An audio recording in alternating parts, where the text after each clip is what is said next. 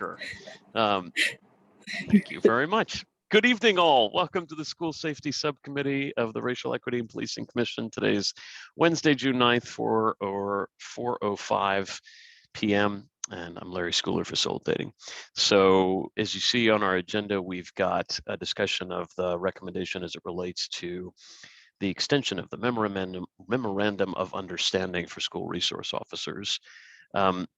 We've also just put on here a chance to make sort of a final visit at some of the other sweeping changes and goals that this subcommittee has discussed that they want to see that may or may not take the form of a formal recommendation, but that you would like to see included in the final report, and then review a list of remaining potential recommendations. From what I understand, as of now, the plan is for this to be the subcommittee's final meeting. Of course, if the subcommittee felt it wanted to meet again, that is in order. And I say final, I mean to say last of this phase of the commission's work. I don't mean to say last forever, but as you all may know, the commission is scheduled to have its meeting next Wednesday, the 16th. And at that point, there would be a transition period during which we would finalize the report of the commission on its work to date. And then there would be eventually a new phase of the commission's work. So that's not to say that this subcommittee can't meet again, but as of this moment, this would serve as the final subcommittee meeting for this phase of the process. Is there any question or comment about the agenda itself before we get underway? Okay, I don't, who invited Moises Prospero? How did he get in here? No sé. You know, James Harden is not playing tonight, so we have no need to have elongated beards in this meeting, but we'll allow it. Anyway, welcome, of course, to you, sir, and welcome Dati and Commissioner Eldridge. I should say Commissioner Ullman, Commissioner Prospero, Commissioner Eldridge. Okay, so I don't know that I have in front of me, and I don't know if Siobhan's in a position to send it to me, the notes of the meeting that was last week, the full commission, but I think I can at least attempt to do some summary of what I understood to be the kind of the crux of the matter as it relates to the school resource officers and the memorandum of understanding. And then hopefully I can ask a couple of questions of you all that will bring us to a point of resolution. And before I do that, I want to commend all of the members of the subcommittee who, you know, robustly participated in that discussion last week. That was not an easy discussion to have, and it took courage, and you all participated very candidly and robustly, and the people of Salt Lake City are the better for it. So I thank you. Here's what I took away from that discussion.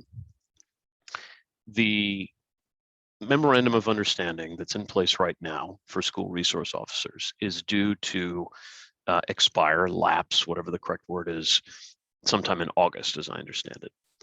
And this, is that correct, or do I have that incorrect? July. July, I'm sorry. Forgive me. So the agreement will lapse soon without enough time to renegotiate its terms such that a new one would be in place to take its place by the time it expires. The subcommittee wanted the existing agreement to remain in place, to not lapse, but subsequently for the terms of the MOU to be renegotiated, and what I took was as expeditiously as possible, with a sort of intermediate goal of within the next 6 months, and perhaps a more realistic goal being closer to within the next 12 months. So before I go any further, I want to check and see whether I encapsulated last week's discussion in an accurate way, or if anybody has any issue with it. I think that sums it up. Okay. I'm sorry that I'm working without reading the notes, but I know we'll have good notes of this meeting at least. And so I want to just pose one additional question, I think, to this body as it relates to the SROs, because when we held the public listening session, about a month ago, and Commissioner Salazar Hall and I think Commissioner Prospero both presented on behalf of the subcommittee, if memory serves me, what I took away from that was that the subcommittee didn't feel they had enough data to make a definitive decision about the future of the school resource officer program writ large. Data does exist, but in the judgment of the subcommittee, not enough data exists to decide that it should be recommended for dissolution, to be ended.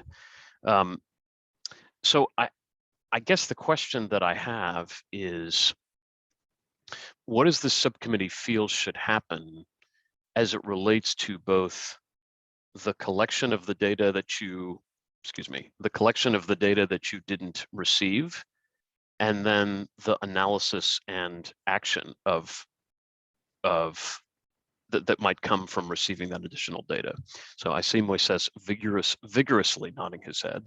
So I'm gonna, that's remarkable. The beard actually, did you guys see that, the beard? Anyway, Commissioner Prospero, did you have a verbal comment? No, I didn't. It was more of to clarify, if I understood you right, data that we did not receive, or just data that is not there. Well, right, data that is not there, right? That's okay. That's a good clarification. In other words, no one's hiding anything. No, it's just we had a question about Hispanic and white put together. They clarified it. They gave us a new report with it disaggregated, which is the way we were able then to present that piece. So I yeah, think that was provided very early on too. That disaggregation was provided to us, like, I think maybe even before the formation of this group, or at the very first or second meeting. It was super early on, like last year. So yeah, my main thing is I just wanted to make sure that, it's not that they weren't providing that we asked and they don't provide. It's just that the data that we're talking about to assess whether, not just whether the SRO program should exist, or if it should not, or it exists but in a different way, right? So yeah, it's the whole continuum, but we don't have data to see, to assess performance of the program. Right. And so that's what that MOU would be for. A large part of that piece would be to collect that kind of data. So I think you're beginning to answer the question that I was intending to ask, which is, if you get, I shouldn't say if, when, let's assume that the city will eventually be able to provide, will be able to collect and then subsequently provide the data that you're seeking. It sounds like your thought is that the MOU, the renegotiated MOU, would include within it, please collect this data and report it regularly. And what I'm getting at here is, I was imagining a scenario, for example, where at some point, I don't know how long it might take to collect this data. I don't know how long it would take to report it to you all. But at some point, you would receive the data, look at it, and then say, hold on, this is really alarming. I'm not sure we should continue down this path. Because obviously they're members of the community and even members of this subcommittee who I think have strong feelings about the very future, the very existence of the school resource officer program. And so I just want to make sure that the subcommittee's will is comprehensively and accurately reflected here. So I think what I'm taking, but I want this to be, checked by everybody. And by the way, welcome to Commissioner Ahmad, Commissioner Tedeschi. Keep the existing MOU in place after it expires or lapses at the end of July. Begin renegotiation of that agreement as expeditiously as possible and complete it as expeditiously as possible, a target of 6 months, at most 12 months. Within that MOU, within the renegotiated MOU, collect data that was not collected at the time of this recommendation that we think is important to measure the effectiveness of the SRO program and make sure that that is enshrined in the MOU, that collection of data. Does that, I'm doing this, a lot of this verbally and not with writing. It might be more helpful if I sketch this out in writing. I think that's the hope. I think realistically what we may be looking at is we won't have the data in time to renegotiate. That's a possibility. I hope it's not, but knowing what I know about how data is gathered and then interpreted, I don't know if we'd have it in time. I do want to make something very clear here that I don't know was really accurately or well stated in our large meeting, but the school district and the school board is under no obligation to follow any of our recommendations at all. They are an entirely separate entity and completely independent of Salt Lake City. They are Salt Lake City School District, but Salt Lake City in name only, really, because they fall under the larger umbrella of the state. So really, any of these recommendations with the school board and the school district, I want to tread very lightly and very carefully, because they could very easily tell us to pound sand and go away and disregard everything that we're doing. So we've started building a very good rapport with them, and I want to keep that going as much as we can, because it does serve everyone's interests if some of what we're looking for and what we're working for is included in the school district's policies. So that I don't think that came out very clearly in the large meeting, but they're under no obligation to follow any of our recommendations. But so to whatever extent that we can work with them and keep them happy, I think is helpful for everybody, and especially for the kids. And can I chime in on that? Just to build on that, I'm curious if they were to go against it, what data they would have, maybe that we don't have, for them to make that decision. Exactly.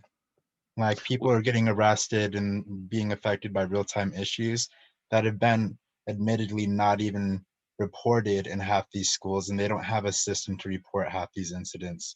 So I think we do have a significant amount of leveraging, especially in light of one of them being accused of being a sexual predator. Right now is the time for students to be listened to. But I agree, MJ, but we don't have that kind of leverage. All we have is the leverage of recommendation. And we have people no infiltrating, power. them not even being effective, and also making sure that we have safe people and their leadership.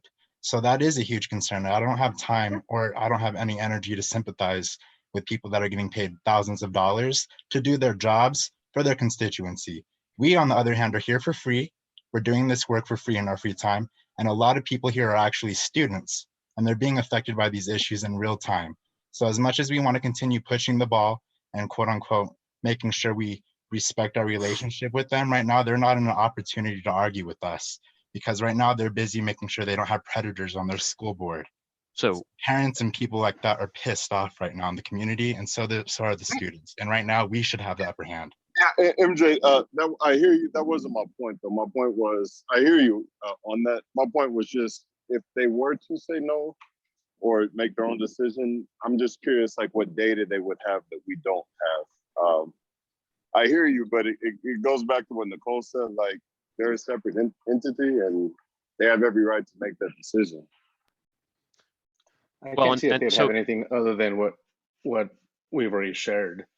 Right. So it's not like a different database that the school district has regarding only SROs. And that's what we want to create, right?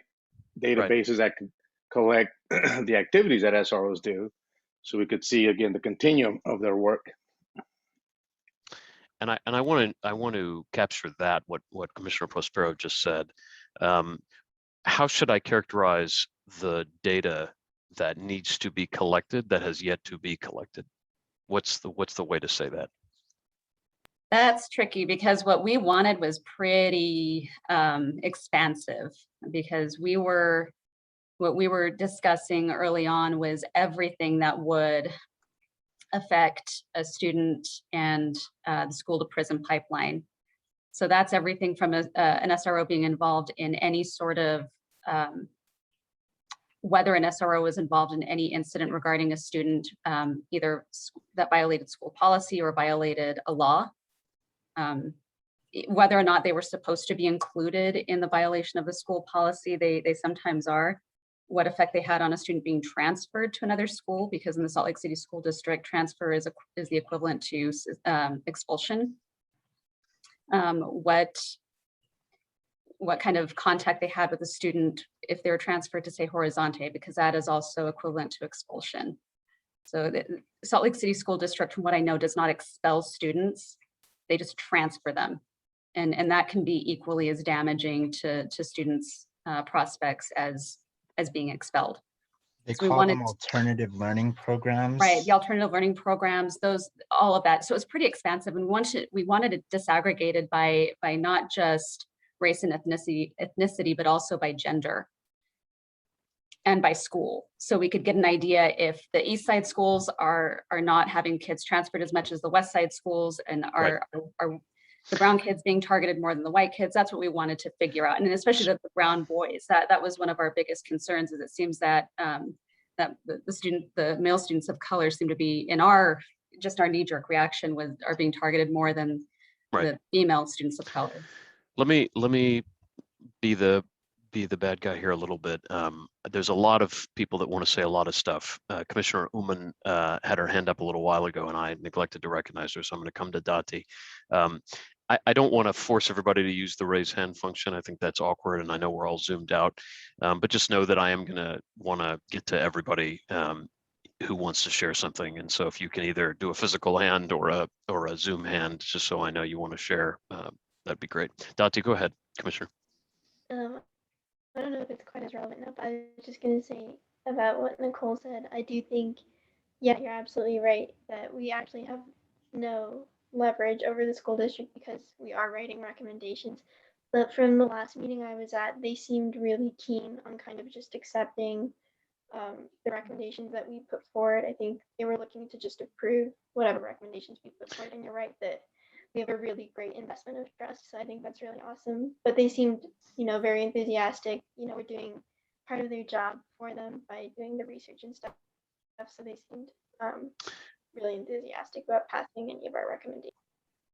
Yeah, and for what it's worth, folks, I don't mean to say this to toot my own horn, but I've worked with a lot of municipal task forces, and what I have found generally is that the elected and appointed leadership benefits greatly when they're able to say, we have adopted, all of the recommendations of such and such body, in this case, the Racial Equity and Policing Commission.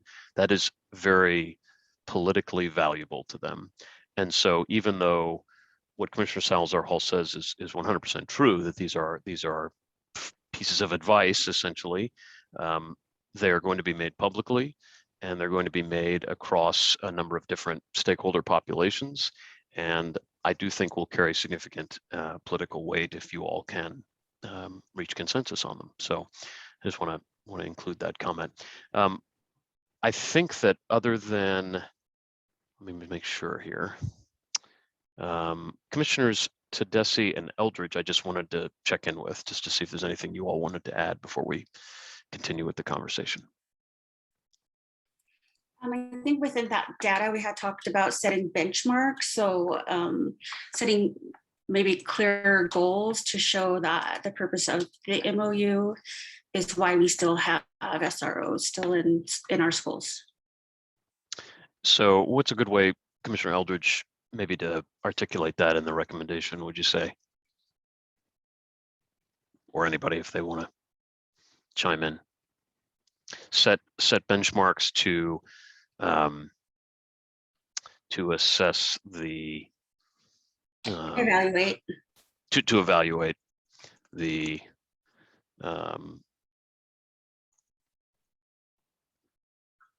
You took the word right out of my mouth, Larry. I was saying efficacy as you were typing it. Okay, good. So and I'm sorry, Commissioner Tedeschi, did you want to add anything before we go back around?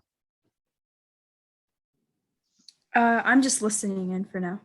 Thank you. Commissioner Powell, I see your hand. Go ahead. Hi, do we want to specify the what we're looking at within the SRO program, or as it pertains to youth of color I think like I think we need to explicitly state our intentions as to like if Commissioner Salazar Hall is saying we want to see especially how Black and brown men or young men are not being like particularly, I don't know, I like there's, yeah, thank you, there's just disproportionate emphasis on disproportionate detention paid to Brown Black doesn't and feel brown. right to me. I don't want to, yeah, I don't, that seems too narrowed in. I'd say The male words were- students of color. It's Is all that what you're students of thinking? color, yeah. Yeah. Male students of color, yeah. And then is the gang program, Moises, going to be, what is the process there with making sure we're moving in alliance with making sure we get this recommendation out and then working with SLCPD's gang unit? Or not their gang unit, but the, I think there was a program we were going to You're start. talking about the Promising Youth Project? Yes, Promising Youth Project. Are we gonna be able to get these co-officiated? Well, I'm sure. I mean, the director is very much into racial and ethnic disparities and all other types of oppressive groups as well. She's right on. So, and they work hand in hand with the SRO. So, I don't know if we want to make an MOU that, or include them in that MOU, or is that a different MOU, or what? But at least with the at least with that director, this will most definitely be followed through. But yeah, I don't know if you guys want to put that in writing. I don't think it's anywhere in this document. But Well, part of their big mission is also to, you know, to be able to divert students, but specifically students of color, away from the juvenile justice system. So be able to provide services instead of incarceration.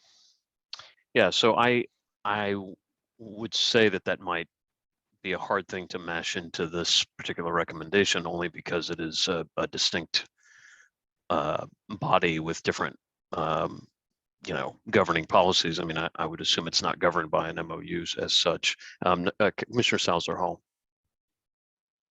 Oh, I think you're muted, actually. I was muted, sorry. Yeah, I was going to add on to that, because it's not just going in front of a judge, but also diversions to probation. What they do, I can't even think of the name of it right now, but before you even go before a judge, going to a probation officer, working their services, that can often actually lead to landing in front of a juvenile court judge, especially for lower socioeconomic status kiddos. The kids who have resources never end up seeing a judge because their parents take care of it. They have the resources to drive them to their community service. They can pay off their fines for them, but the lower socioeconomic students and kiddos, they can't. And so it ends up showing as an unsuccessful case closure. And as soon as you have an unsuccessful case closure, that's in the system, and it makes a probation officer say, why should I give you another chance if it was unsuccessful before? So the way the system is set up right now, and this is nothing we can really control. This is all with the statute, with the state statute, and with the AOS, the Administrative Office of the Courts, and the Juvenile Court, and how they function. But it really does kind of set up these kids for failure. So we want to see how these SROs are impacting a kiddo who's deferred to probation, if that has any impact in it. Are you talking about the non-judicial agreement? Yes, the non-judicial, yes, that's it. Thank you. I was not able to come up with the word on my own. Let me just say that I'm essentially making these notes so as to make it easier for people to follow, not so that these become permanently enshrined. So please don't worry if there are, imprecise, if this isn't phrased as artfully as it should be. I think we can work on that piece. It's more the concepts we want to make sure we capture. So just mindful of the fact that we may have other things to talk about. I want to see if this level of detail and these elements sort of do the trick in terms of encapsulating what this subcommittee wants to see. And I see Commissioner Prospero once again vigorously waving his beard from side to side. But as a matter of fact, oh yes, Commissioner Prospero, I suppose. If we're going to assess programming and personnel, we also need to put if they're, and we want to measure if they are doing the things they're supposed to be doing, right? So all the positives, because they have different roles. What we're talking about here is all law enforcement roles. We're not talking about the educational role or their informal counselor role, mentorship role, all those that oftentimes, and I think the MOU has some of this in there, is that they should be participating in restorative practices and positive mentorship. And what does that look like? And so that's how you develop that database. Thank you, So Moises. this law enforcement role should be like that small. I mean, when you talk to SROs that have been there for a while, you know, they're like, we used to think law enforcement role was the big piece, but once you're in here, you're really practicing community policing in a school, or they're supposed to be practicing community policing within a school, building those relationships. So that is a huge piece that nobody's collecting. Well, St. George is collecting that, St. George PD, and I like what they're doing. But that's one of the main things. If we want them to do that, then we should collect that data so you could then hold them accountable. Sure. Yeah, and that recommendation we can make to the PD, and we have a lot more sway over that one because the mayor. So I think that one we should probably vest in the PD as a recommendation for them. Yeah, what St. George does every Friday, they collect that data and they just punch it in a Google form. It goes straight to the superintendent and the chief of police on a monthly basis, so you could see if they're doing what they're supposed to be doing. Forgive me, I overlooked Captain Sebenik, who is with us from SLCPD, and I welcome you, sir, and am just curious what kind of input you'd like to share. Well, so far, I mean, I really don't have a whole lot of input to add. I think what Commissioner Prospero's just now talking about is actually very accurate. I pretty much have some information I brought with me regarding what the SRO program is going to look like this summer. There's a lot of making up to do for, obviously because of COVID and students out of school, trying to help them succeed, as well as our Promising Youth program. I've got some information about that as far as, the 24 at-risk kids that Ashley and Doug have got for this program is really exciting. And so I just have information like that in case anyone was interested in stuff like that. You certainly have Commissioner Prospero's attention. I detect some vertical beard movement, so that's pretty important. Yeah, maybe when we're done with this, we would love to talk about, because this was part of our recommendation. So it'd be great to be able to hear what came out of that. So okay, so just to review, and I'm not going to belabor it, but this body wants to make sure that the existing memorandum of understanding can continue past its expiration date, but then be renegotiated as quickly as possible, with a goal of being within 6 months, but no later than 1 year. And within that renegotiated memorandum of understanding, ensure that the school district and the department collect data that is yet to be collected and reported to this body, which should be disaggregated by race, ethnicity, gender, and school campus, and include a variety of things such as SRO involvement with students regarding alleged violations of school policy or law, their impact on student transfers and transfers to alternative learning programs, their impact on students being deferred to non-judicial probation, and their satisfactory or exemplary fulfillment of their other roles and responsibilities, such as participation in restorative practices, mentorship, counseling, and the like. And that benchmarks be set to evaluate the efficacy of the SRO program, with particular emphasis on whether or not there's being disproportionate attention paid to male students of color.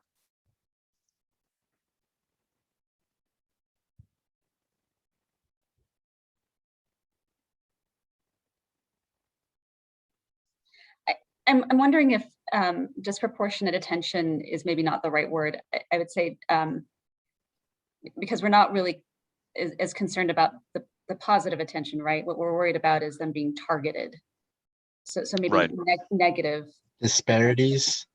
I think the disproportionate is accurate, but I think it's the negative attention that we're looking for. Disproportionate referral to the juvenile courts.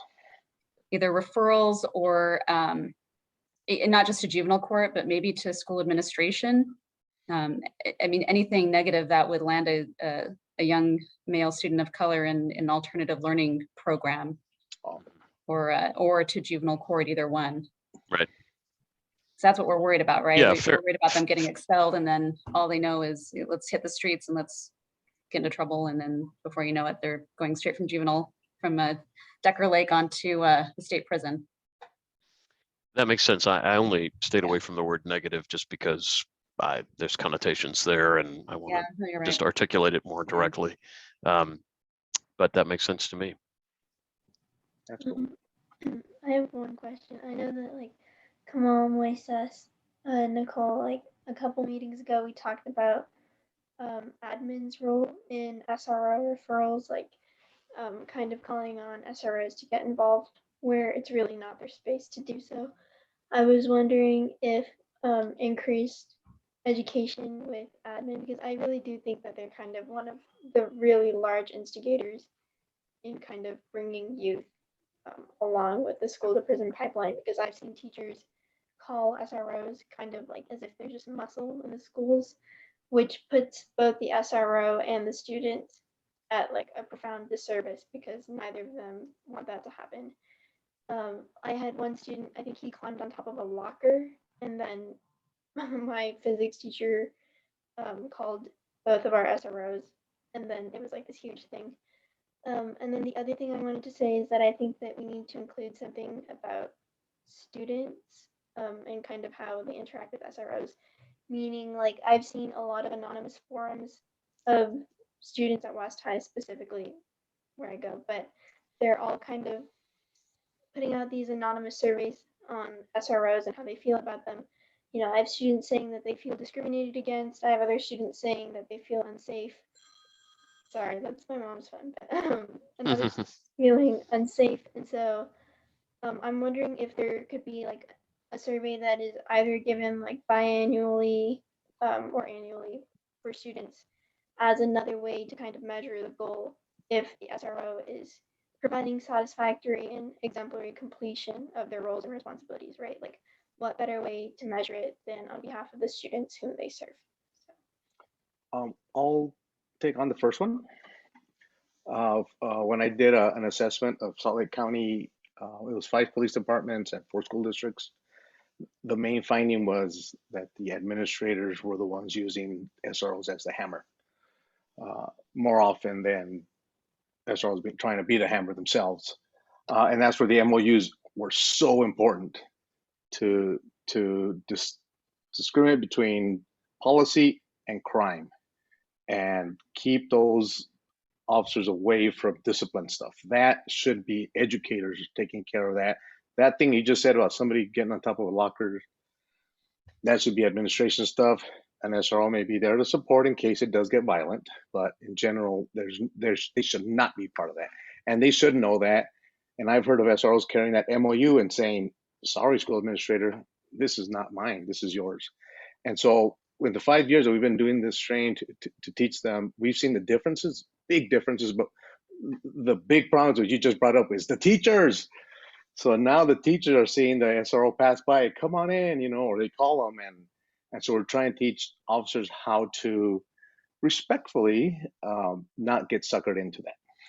Because if not, you're going to end up like that South Carolina video where the principal was there, the teacher was there, the SRO was there, and they're just thrashing her. So that's the next part of the training. We have to train teachers so they could be understanding of the roles of that resource officer. The second one I think is a great one.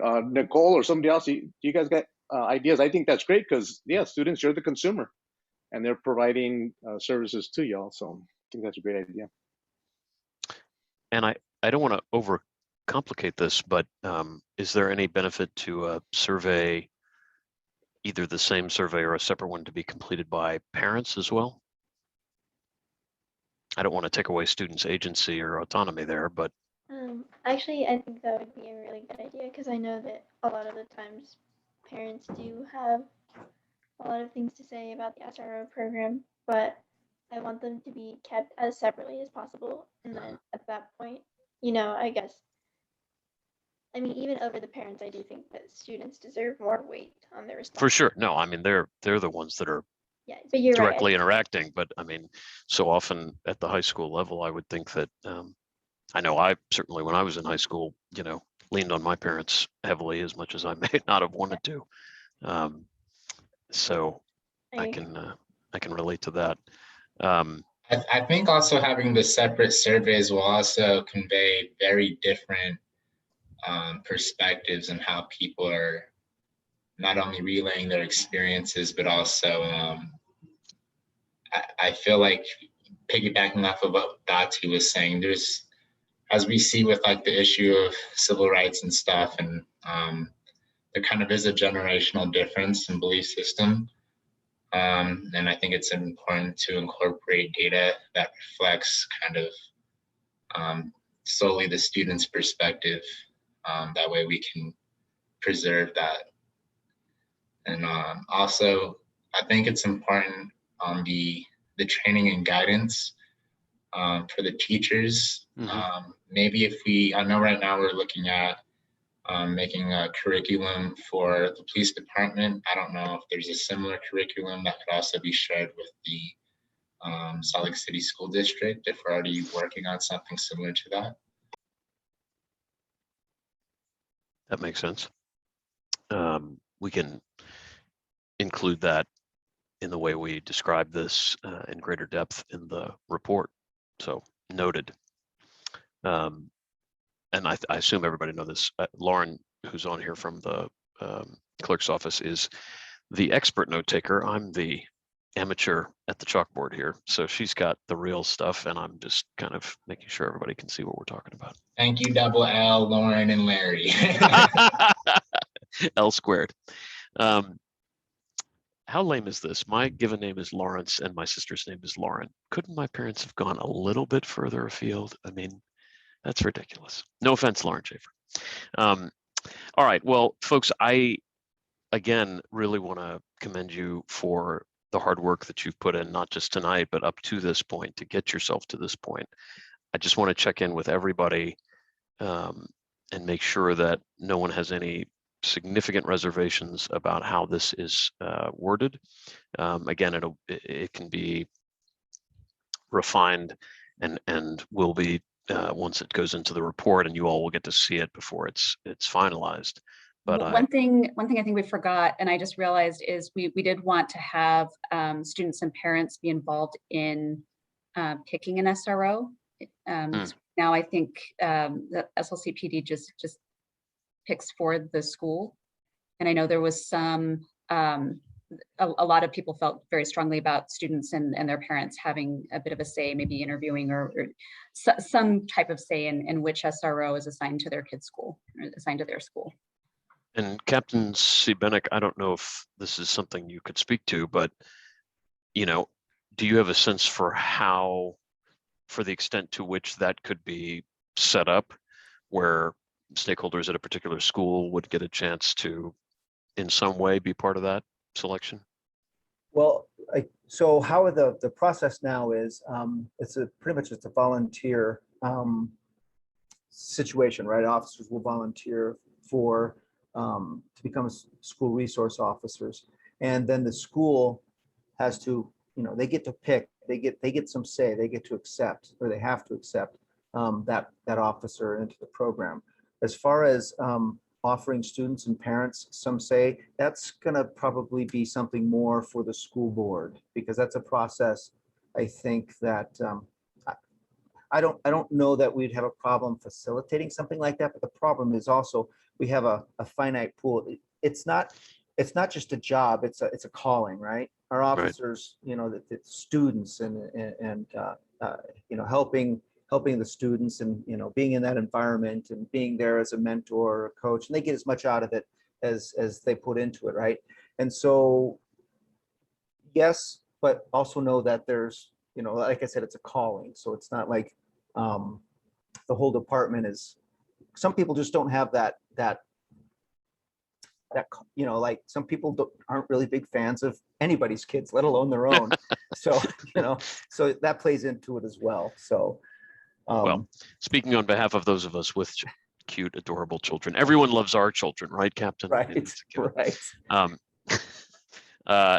But no, I mean, your point's taken. I think what I hear you saying is we're all for finding a way for students and parents to contribute to the conversation. They can't expect to just nominate any officer and expect that officer can become their school's SRO. Right. So, I mean, I think that the subcommittee's will is for there to be a role, and that for that role to be, meaningful. Commissioner Uman, I saw you put your hand up for a second. I was gonna ask, I know you said that it's a finite number of pools of like officers that decide that they want to volunteer for the SRO position. Could you tell me, like, on average, how many officers say that that was something that they would be interested in?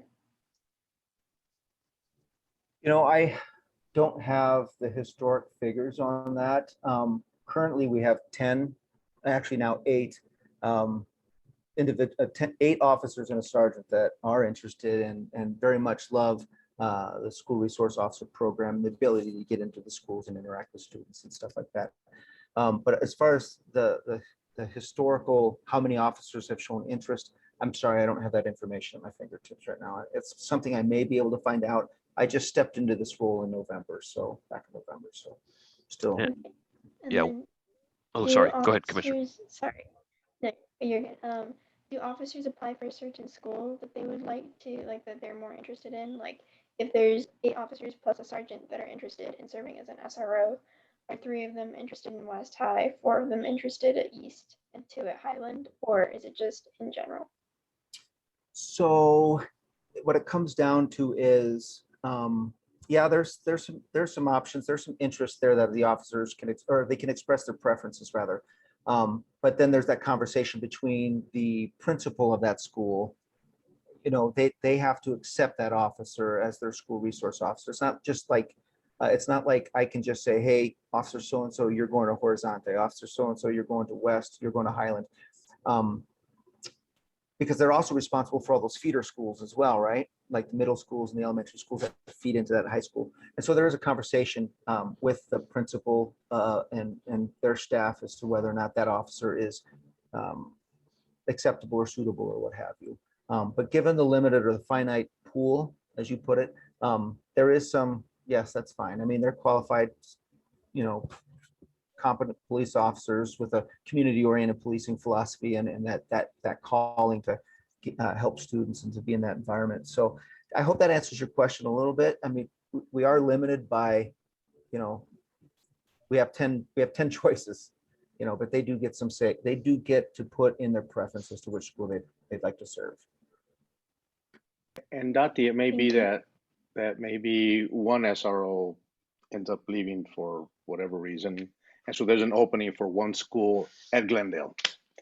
And so then there may be 2 to 4 officers that say, hey, I'd like to go for that.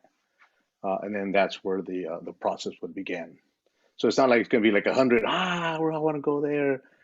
Finite meaning 2 to 4 officers may say, yep, we'll want to go there. And so that's what you're going to have to select from. But, like you said, you have to have that temperament to work with a whole bunch of kids, 5 days a week. Wakala, man. I mean, yay, what a great experience, especially middle schoolers. I've heard many people say that middle school should be skipped, just bypassed. That's one of my favorite populations, Quiet U. That's a great population of at another time. That makes sense. At another time, I will share with you some of the horrors of my middle school experience. I mean, we're talking some of the worst of the worst, most humiliating, anyway. And there were orthodontics involved. So, folks, I recognize that we are deep into our time tonight. And so I think it's important that we try to conclude the discussion on this for the time being. And so it's back up on the screen. Let me try to just increase it so that it's a little easier to track. So I just want to encourage folks to review it once more and tell me if there's anything else that conceptually they feel needs to be included.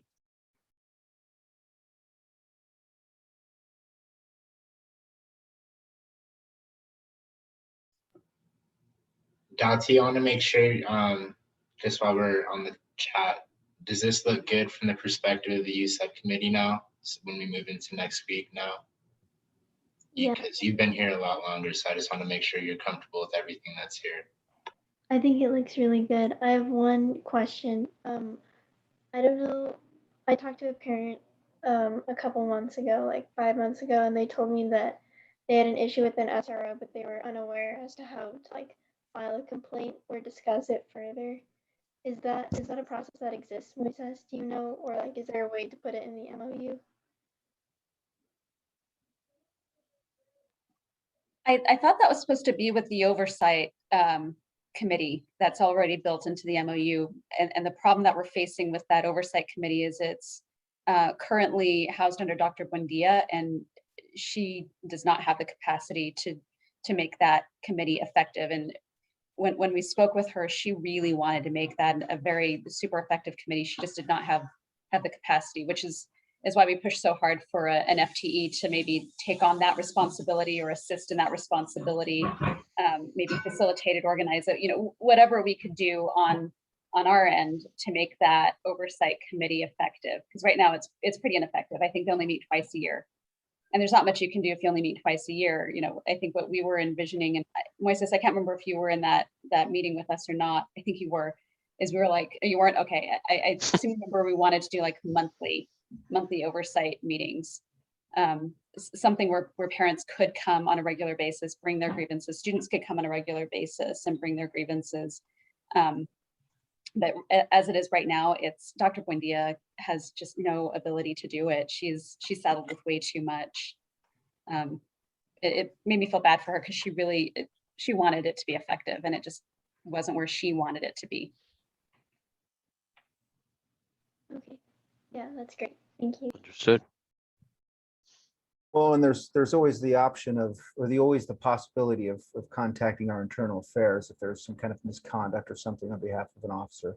And I think that's important to know as well. So if the parent thinks that there's some misconduct or some poor behavior or non-professional actions, that they have that option to contact our internal affairs. And each of our complaints against police personnel are investigated regardless of whether or not they're anonymous or they have a named complainant. So I think that's important to know as well.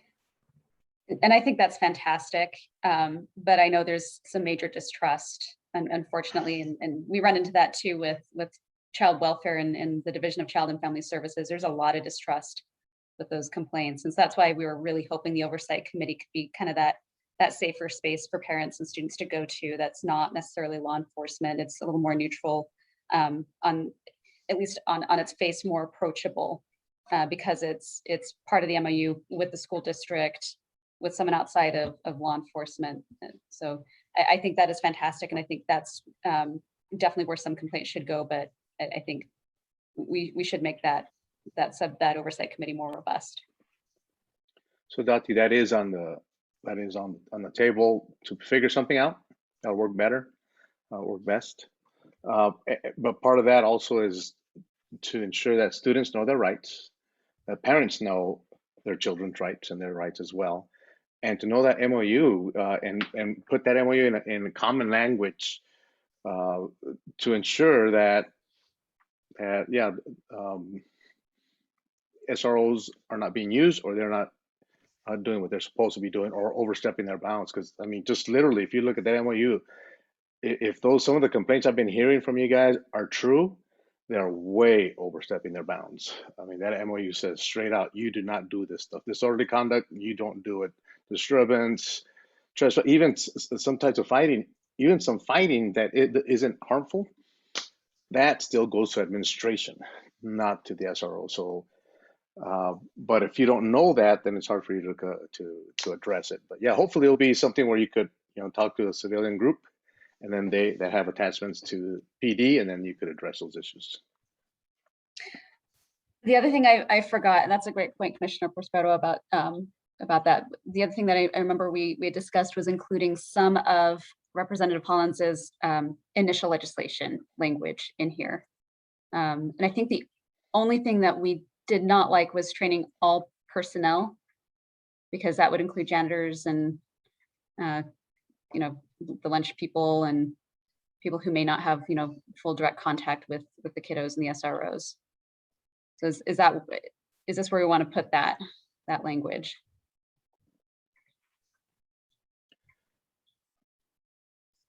You mean in the notes? Right, and as part of our recommendations for renegotiating the MOU. Yeah, we'll just have to see like what parts of Holland's work that got pulled out. Lines 75 to 95 in the legislation. I got it pulled up if you want me to share the screen. No. Does anybody want to guess? Does anybody want to guess what rank Commissioner Salazar Hall had in law school? Just a rough guess. I was only top third. Only top third. I was not top 10. I was not top 20. I was only top third. Top third in a class of 4. No. Well, thanks for that. Yeah, we'll make sure that is captured and noted, and we'll make sure that you all review the way that's documented before it becomes final. It's all the good stuff. Gotcha. Well, folks, I again am happy to see you all come to this place as it relates to this critically important topic. I mean, it is essentially the focus of this subcommittee's work, but I'm also cognizant of the fact that there were a lot of other things that figured into your discussions. There were things that I think ended up in this language, but there's a spreadsheet Siobhan shared with me that I'm sure you all have seen that just enumerated some other sort of starts to recommendations. But as I'm looking at this, I think that many of them are actually incorporated. So there are data analysis, combining forces of the school and the police department in the data analysis domain, benchmarking disparities, we talked about that, disaggregating by race, ethnicity, and gender, we talked about that, the surveys, we talked about that, involving students and community members in hiring, we talked about that, and evaluation of SROs, the oversight committee. We talked about better options for reporting incidents with SROs. There are a couple of things here, and just to be honest with you, I'm very, very pressed for time, just myself, so I'm reluctant to rush here. What I don't know if Siobhan can get on mic for a minute, but I wanted to, this document that I'm viewing is within your all's Google Drive. It's called Recommendations Tracker, the Google Drive folder that you should have. So what I would ask is that you spend some time between now and next week, the commission meeting, just reviewing this and seeing does any of this need to be incorporated and hasn't been? Is there a need for a separate recommendation to be brought forward? As I say, I think that the 16th is, really the last best opportunity for the subcommittee's voice to be heard in the final recommendations of the overall commission. So I would just encourage you, I don't think there's an issue with my sticking the link in the chat as well. And I'm sure Lauren maybe can drop it into the notes at the appropriate time. But I would say, do look at that and make sure that there's nothing that's extremely critical to have in the subcommittee's final recommendations that isn't there already. So I do need This is Siobhan. Sorry, guys, there's that Siobhan. I was not able to speak up very much today because I've had this family obligation, but I do want to just say the things that I feel like we could still do in this phase that don't require full commission buy off, at least as far as I'm concerned, they don't. I could be told otherwise, is finalizing that document that have the suggested ways that the oversight committee the suggested criteria that they could use to evaluate the program. And then we also have a number of those things in the recommendations tracker that just we want to hold on to that could likely be elements of a future MOU, but don't necessarily rise to the need of a full recommendation. So those are things that we need to at least memorialize, and at most perhaps, because they're just thoughts, they're the thoughts of this committee. I don't think that they need action from the full commission for us to send those to Dr. Buendia and just say, for your consideration, this is what our subcommittee might suggest are ways that you could start holding the SRO program, not holding them accountable, but you know what I mean, measuring their efficacy. So that's my couple of thoughts as we come up on the hour. Thanks so much, Siobhan. So I'm gonna leave you all. I don't need to close the meeting right away. If you all have more that you want to share, please do. But thanks for letting me crash the party. More importantly, thanks for your great work. Captain, thanks for joining us as well. I know the subcommittee was interested in getting some of those updates, so whether that's staying on here or maybe communicating over email, I know they would appreciate that. But thanks so much to all the members of the subcommittee, and thanks to the staff, to Lauren for the great support. And we'll see you all hopefully next Wednesday. Take care. Thank you, Larry. Pleasure. I could stay for an extra 5 minutes if you could tell us real quick what PYP said. And I like to be late to the training subcommittee anyway. I don't like those guys anyway, so. So I would love to be able to hear it. Is that okay, Lauren? Are you able to stick around? All right. Okay, so I will be quick because I have another commitment as well, a late commitment. Right. But just a couple of things. You know that because of COVID and all the precautions and protocols that were put into place to keep everyone safe, the people were trying to learn from home, and many people didn't have access to the technology or the internet or the supervision because parents were working or whatever and weren't doing very well in school. And so there's going to be summer school at all of the high schools in Salt Lake City School District, all of the middle schools and 3 elementary schools. And that's going to be going from 14 June to about 12 August. Additionally, there's 2 COVID immunization clinics that are going to be held, and I don't remember which schools they're going to be held at, but one's going to be on the 19th of June and one's the 17th of July. And that facilitates accessibility to the COVID vaccine as we get into where we can give younger kids and that vaccine. And then the PYP program, Ashley and Doug have reached out, and they have 24 at-risk kids who will be attending or participating in this this summer program. It's going to be held at both the Sorensen Center and the National Ability Center, and they're going to be there with their SROs from their schools, and they're going to, so the SROs with which they have a relationship, you know, those with the schools, and they're going to have a lot of summer activities. Doug or Ashley will be able to tell you exactly what those activities are. I don't have those in front of me, and Doug's very accessible, as well known. And also there's going to be some food distribution every Tuesday, Wednesday, every other Tuesday and Wednesday at these schools as well. And so that's kind of in a nutshell and quickly what's happening this summer, both with the PYP, that's like saying VIN number, both with the PYP and the SRO program. So are all the SROs going to be able to participate in that summer program, or only just a couple? The five that we have Okay, assigned to the schools, because so as you know, we had 10. One has since resigned and he's now a high school coach. Again, it's that calling. He really, you know, so he's now a high school coach. So he leveraged and catapulted. Who is that? Ups and downs. Oh, okay. Yeah, I don't know if you met him, but yeah. And then another one just resigned because I think he's looking at other options and wanted to go back to patrol. And then the other two, the 2 remaining, we had to pull out because we're having some resource issues in patrol. But we will have 5 SROs that will be with the schools and the programs throughout the summer. So. Great.